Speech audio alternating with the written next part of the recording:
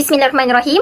Hai, Assalamualaikum. Saya Nur Natasha Alia binti Abdullah, nombor betik 836289. Saya merupakan pelajar kursus Method and Approach in History Education SGDK 4183.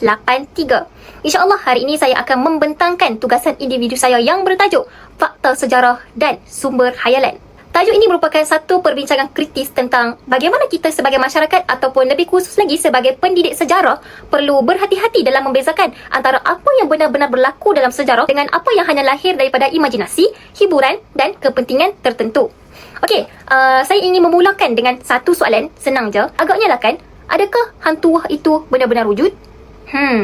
Okey, kebanyakan kita akan menjawab tanpa ragu-ragu. Ya, hantu wah itu wujud. Tapi pernah tak kita bertanya kepada diri kita sendiri, apakah asas kepercayaan kita itu?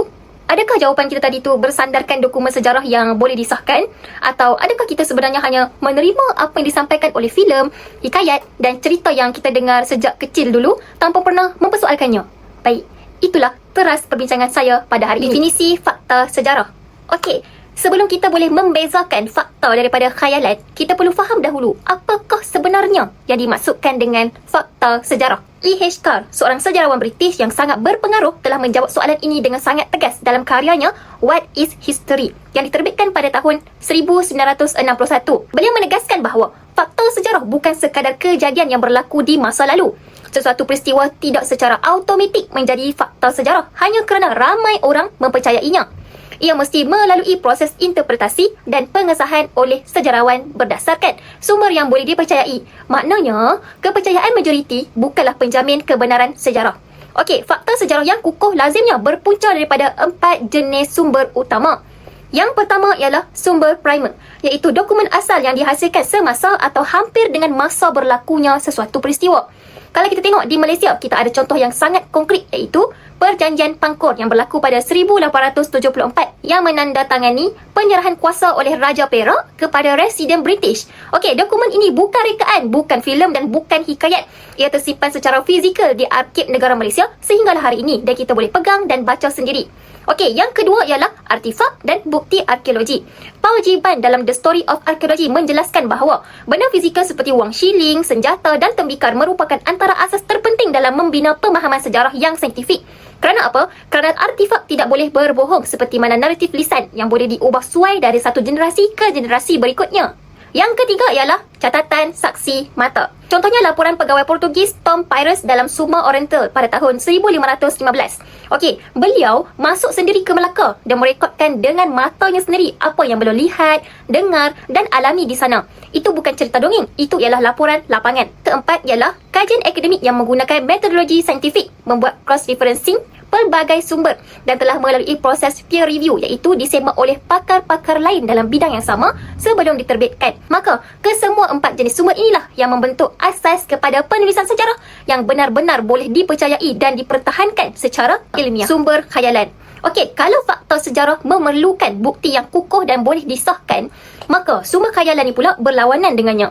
Sumber khayalan adalah karya kreatif atau naratif yang menggunakan sejarah sebagai latar belakang atau inspirasi, tetapi mengubah, menambah atau merekayasa fakta demi tujuan hiburan, propaganda atau kepentingan tertentu. Robert Rosenstone dalam Film on History sudah menerangkan dengan sangat jelas bahawa filem sejarah secara semula jadinya mengutamakan nilai dramatik berbanding ketepatan fakta, yang mana matlamat utama sebuah filem bukan untuk mendidik penonton kepada kebenaran sejarah, tetapi matlamat utamanya adalah untuk menarik penonton, menjual tiket dan menghasilkan pengalaman emosi yang kuat.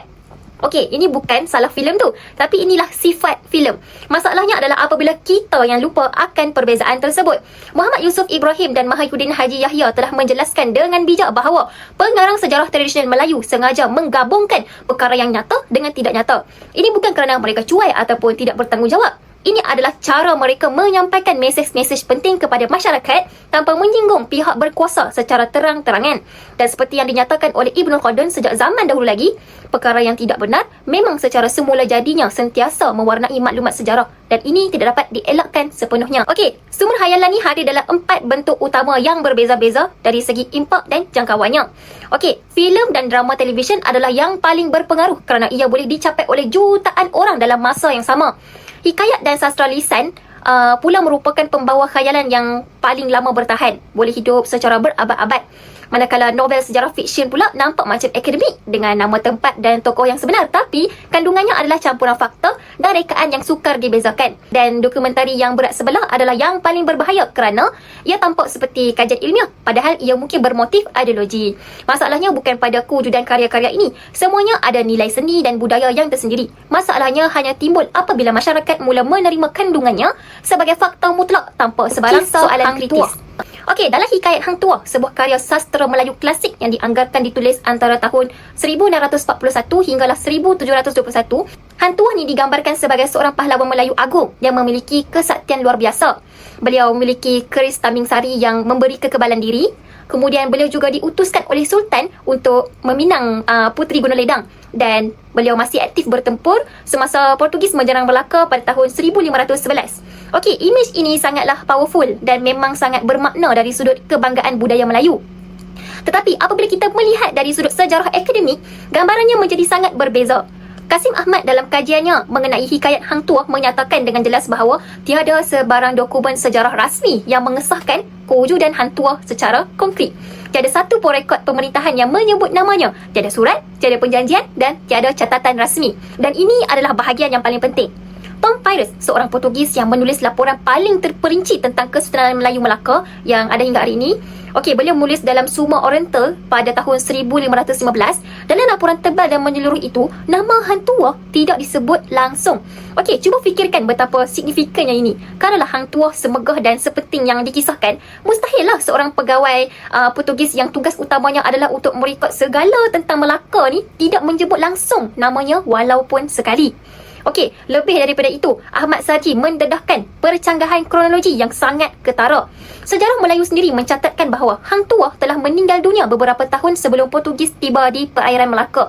Tapi, Hikayat Hang Tuah pula menceritakan bahawa beliau masih aktif semasa perang Portugis itu berlaku. Maka di sini berlakunya dua versi yang bertentangan dalam sumber tradisional kita sendiri. Ahmad Sarji menyimpulkan dengan sangat tepat bahawa kisah Hang Tuah adalah romantik histori, bukan rekod sejarah. Ia adalah karya yang menggabungkan fakta dengan rekaan demi nilai dramatik yang tinggi.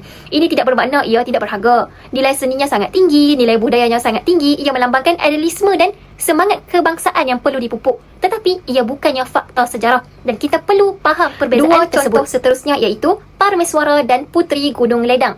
Okey, dua kisah yang saling berkait dan sama-sama menggambarkan bagaimana naratif popular boleh membentuk persepsi yang jauh berbeza daripada rekod sejarah yang sahih. Dalam buku teks sekolah dan media popular Malaysia, Parameswara sering digambarkan sebagai seorang raja Melayu Islam yang gagah berani sejak dari awal kisahnya. Tapi, fakta sejarah jauh lebih kompleks dan saya rasa jauh lebih menarik. Yang mana rekod sejarah dari dinasti Ming di China dan laporan Tom Pires dalam Suma Oriental, iaitu dua sumber bebas dari dua tradisi yang berbeza, kedua-duanya mengesahkan bahawa Parameswara sebenarnya adalah seorang putera berketurunan Hindu-Buddha. Beliau berasal dari Palembang, Sumatera, dari Wangsa Sriwijaya. Dan nama Parameswara itu sendiri adalah gelaran Sanskrit yang bermaksud Tuan yang Tertinggi. Ia bukan nama Islam ataupun nama dalam bahasa Arab. Beliau memeluk Islam pada usia yang lebih lanjut dalam perjalanan hidupnya. Okey, ini bukanlah penghinaan kepada Parameswara. Sebaliknya, ia menunjukkan betapa kompleks dan kayanya perjalanan hidup seorang pengasas kerajaan yang berjaya membangunkan empayar perdagangan yang mengubah sejarah rantau ini. Tapi apabila versi yang terlalu disederhanakan disebarkan terus-menerus tanpa sebarang peringatan, ia mewujudkan persepsi dalam masyarakat yang jauh berbeza daripada apa yang benar-benar berlaku. Seterusnya tentang Puteri Gunung Ledang pula. Melalui filem pada tahun 2004 dan pelbagai adaptasinya, ramai yang menerima kisah peminangan itu sebagai peristiwa yang benar-benar berlaku dalam sejarah. Tapi, Ahmad Sarji menjelaskan bahawa peristiwa itu sebenarnya bersifat kiasan sepenuhnya dalam hikayat. Majapahit tidak pernah ditakluk oleh kerajaan Melaka dalam sejarah yang sebenar. Kemenangan simbolik yang digambarkan dalam hikayat itu adalah mesej pengarang kepada masyarakat tentang keperluan semangat kebangsaan yang kuat, bukan laporan tentang peristiwa yang benar berlaku. Dan Tom Pires yang berikut segala yang tentang Melaka tidak pernah menyebut sebarang peminangan kepada Puteri Gunung Ledang walau sekalipun. Siti Hawa Haji Saleh mendedahkan sesuatu yang lebih menarik lagi tentang kisah ini, yang mana syarat-syarat peminangan yang tidak munasabah lah, termasuk permintaan darah Raja Ahmad, mungkin adalah sindiran halus terhadap keterlaluan pemerintahan Sultan Mahmud Shah. Pada zaman itu, seorang pengarang tidak boleh mengkritik raja secara terang-terangan tanpa risiko nyawa. Jadi mereka menggunakan format legenda sebagai topeng untuk menyampaikan kritikan yang sangat tajam. Jadi kisah Puteri Gunung Ledang ni bukan sekadar dongeng, ia adalah kiasan politik yang sangat bijak yang dibungkus dalam format yang boleh diterima oleh semua pihak. So, kesilapan kita adalah apabila kita membacanya sebagai laporan sejarah yang literal. Sekarang, saya ingin bawa kita keluar daripada Malaysia sebentar untuk melihat contoh-contoh dari peringkat global pula. Okey, ini penting kerana saya nak menegaskan satu perkara dengan jelas, yakni masalah mencampurkan fakta dengan khayalan ni bukan kelemahan khusus budaya Melayu sahaja. Ini adalah cabaran universal yang dihadapi oleh semua tamadun manusia sepanjang sejarah. Okey, Arsun Taralikum dalam Pensejarahan Barat telah mengingatkan kita bahawa tradisi penulisan sejarah Barat yang awal pun tidak terkecuali daripada pengaruh mitos dan legenda. Okey, kita ambil contoh pertama yang sangat popular. Dalam hampir setiap filem Hollywood, setiap maskot pasukan hoki di Kanada, setiap kostum pesta Halloween dan pahlawan Viking digambarkan memakai helmet besi yang bertanduk besar. Okey, gambaran ini sudah sebati dengan budaya popular dunia. Tapi apakah kebenarannya? Tiada satu pun bukti arkeologi yang menyokong penggunaan helmet bertanduk dalam konteks peperangan Viking.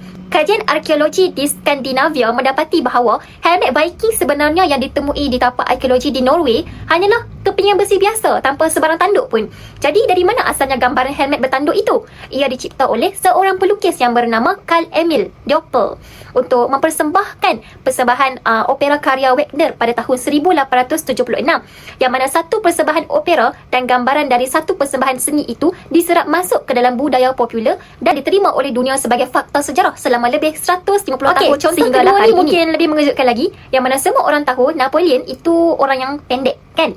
Okey, tapi rekod perubatan rasmi Napoleon menunjukkan bahawa beliau mempunyai ketinggian sekitar 5 kaki 7 inci, yang merupakan ketinggian sederhana dan sedikit melebihi purata lelaki Perancis pada zamannya. Andrew Robert dalam Napoleon Alive mendedahkan bahawa mitos Napoleon yang pendek itu disebarkan secara sengaja oleh propaganda British melalui karikatur politik pelukis James Gillray, yang adalah strategi perang psikologi yang dirancang untuk memperlekeh dan melemahkan imej Napoleon di mata masyarakat Eropah pada masa itu. Dan strategi itu berjaya dengan gemilang. Lebih 200 tahun kemudian, mitos itu masih hidup dan sebahagian besar dunia masih mempercayainya. Ini adalah bukti paling kuat betapa kuatnya sumber khayalan dalam membentuk persepsi awam dan betapa lamanya kesan itu boleh bertahan walaupun bukti sebenar sudah ada di hadapan mata kita. Okey, seterusnya, kesan sumber khayalan. Setelah kita melihat pelbagai contoh, persoalannya sekarang adalah, apakah sebenarnya kesan yang berlaku apabila sumber khayalan tersebar luas dan diterima sebagai fakta sejarah oleh masyarakat? Okey, yang pertama, kesannya adalah pembentukan salah faham dan mitos kolektif yang sangat sukar untuk diperbetulkan. Yusuf Iskandar menjelaskan bahawa mitos yang berulang-ulang disebarkan akhirnya akan menjadi satu bentuk kepercayaan budaya yang dihormati dan diyakini sebagai kebenaran mutlak. Dan apabila mitos ini sudah berakar umbi dalam identiti dan kebanggaan sesebuah bangsa, sebarang percubaan untuk memperbetulkannya tu selalunya akan berhadapan dengan penentangan emosi yang kuat, walaupun bukti akademiknya sangat jelas. Okey, kesan yang kedua adalah manipulasi identiti nasional. Okey, Benedict Anderson dalam Image Communities menjelaskan bahawa naratif sejarah memainkan peranan yang sangat besar dalam pembentukan identiti nasional sesebuah bangsa.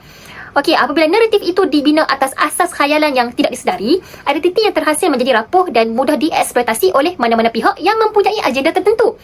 Pihak berkuasa boleh menggunakan naratif sejarah yang telah dipindah untuk memperkukuhkan hierarki sosial dan kekalkan status quo. Okey, kesan yang ketiga adalah kemerosotan kualiti literasi sejarah dalam masyarakat. Bayangkan apabila generasi kita ni lebih mempunyai Netflix, TikTok berbanding kajian akademik yang telah disemak oleh pakar, kemahiran berfikir secara kritis mereka tentang sejarah ni semakin lemah dari semasa ke semasa. Mereka tidak lagi tahu cara untuk mempersoalkan sumber, membezakan tafsiran daripada fakta ataupun menilai kesahihan sesuatu dakwaan sejarah. Kesan yang terakhir iaitu yang mana kita sering tidak fikirkan ialah impaknya terhadap hubungan antara kaum dan negara jiran. Okey, naratif popular tentang para mesuara misalnya mempunyai implikasi langsung terhadap hubungan Malaysia dan Indonesia kerana kedua-dua negara mempunyai tuntutan budaya yang bertindih mengenai warisan Sriwijaya dan Melaka. Ketepatan dalam penyampaian sejarah ini bukan sekadar soal akademik semata-mata. Ia adalah soal keharmonian sosial dan hubungan diplomatik yang sangat nyata dan konkret kesannya dalam dunia hari ini. Macam mana cara kita boleh membezakan fakta sejarah daripada sumber khayalan dalam kehidupan seharian kita? Okey, ada beberapa langkah. Langkah yang pertama adalah kita mestilah sentiasa semak sumber primer.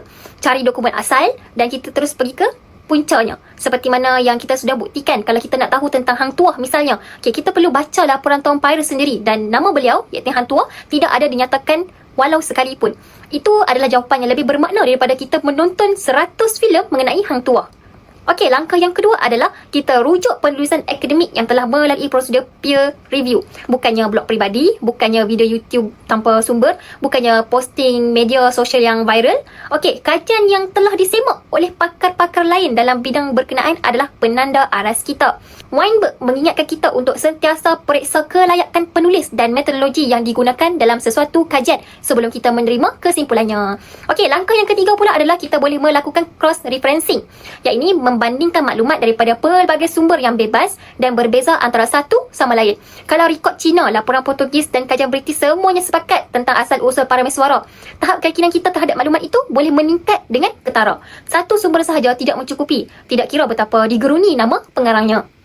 Langkah yang keempat, kita perlu kenal pasti tujuan dan konteks sesebuah karya. Okey, kita tanya diri sendiri, siapa yang menghasilkan karya ini? Untuk siapa ia dihasilkan? Dan apakah tujuan di sebaliknya? Okey, seperti karikatur Napoleon, bukan kesilapan artis. Ia adalah senjata propaganda yang sengaja direka untuk mencapai matlamat politik tertentu. Apabila kita tahu tujuannya, kita lebih bijak dalam menilai kandungannya. Okey, langkah yang kelima pula adalah aktifkan pemikiran kritis dan logik kita. Okey, kita tanya soalan tentang kronologi. Adakah urutan masa dalam kisah ni masuk akal? Tanya tentang bukti fizikal. Adakah ada artifak, dokumen ataupun saksi yang menyokong dakwaan ini? Okey, tanya pula tentang motif. Siapa yang paling mendapat manfaat apabila cerita ini dipercayai? Maka soalan-soalan mudah ini boleh mendedahkan banyak perkara. Dan langkah yang terakhir adalah kita gunakan semakan checklist yang sistematik apabila menilai sesebuah sumber sejarah. Adakah ia mempunyai sumber primer sebagai sandaran? Adakah ia disokong oleh kajian peer review? Adakah pelbagai sumber bebas bersetuju dengannya? Apakah tujuan karya ini dihasilkan? Adakah terdapat pencanggahan kronologi yang ketara? Ataupun adakah ada unsur mitos ataupun gaib yang lebih mencirikan legenda daripada sejarah? Maka 6 soalan ini cukup sebagai perisai pertama kita daripada tertipu oleh sumber khayalan. Implikasi terhadap pengajaran dan pembelajaran sejarah. Sam Weinberg sudah peringatkan kita dengan sangat tegas melalui karyanya Historical Thinking and Other Unnatural Acts bahawa pemikiran sejarah yang baik tidak berlaku secara semula jari dalam diri seseorang. Ia perlu diajar secara aktif dan perlu diajar dengan sengaja. Ini bermakna tugas kita sebagai guru bukan sekadar menyampaikan tarikh, nama tokoh dan peristiwa untuk dihafal dalam exam. Tugas sebenar kita adalah untuk mengajar murid ni cara berfikir tentang sejarah secara kritis dan bertanggungjawab. Semua ini juga sangat berkait rapat dengan kemahiran berfikir aras tinggi ataupun KBAT yang ditekankan dalam kurikulum standard sekolah menengah.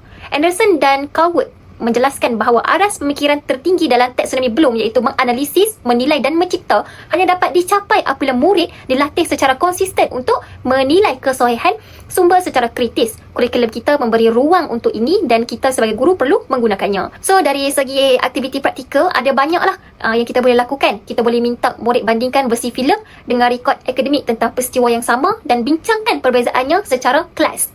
Kemudian kita boleh buat sesi Socratic questioning di mana murid perlu justify setiap pendapat mereka dengan bukti konkret supaya maklumat yang terima tu bukan sekadar dengan kepercayaan. Kemudian boleh buat project historical inquiry di mana murid kena cari sumber primer sendiri dan buat penilaian mereka sendiri. Maka murid yang terdedah kepada latihan sebegini bukan sekadar menjadi pelajar sejarah yang lebih baik, malah mereka menjadi warga negara yang lebih kritis, lebih tahan manipulasi dan lebih menghargai kebenaran dalam semua aspek kehidupan mereka. Kesimpulannya ialah sumber khayalan ni tidak muncul tanpa sebab. Ia lahir daripada keperluan budaya, tekanan politik dan keterbatasan metodologi penulisan sejarah tradisional. Kisah Hang Tuah, Puteri Gunung Ledang, helmet Viking bertanduk dan Napoleon yang pendek, semuanya adalah cerminan keperluan, ketakutan dan impian masyarakat yang melahirkannya. Ia bukan pembohongan semata-mata, ia mempunyai fungsi sosial dan budaya yang bermakna pada zamannya. Maka dalam era digital dan media sosial yang kita hidup sekarang, maklumat palsu berkenaan sejarah ni boleh disebarkan kepada jutaan orang dalam masa beberapa saat sahaja. Literasi sejarah yang komprehensif dan kemahiran berfikir kreatif bukan lagi kemewahan akademik.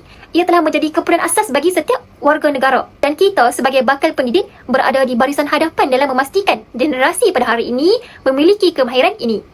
Baik, itu sahaja daripada saya. Wallahu'alam bishawab. Sekian, terima kasih.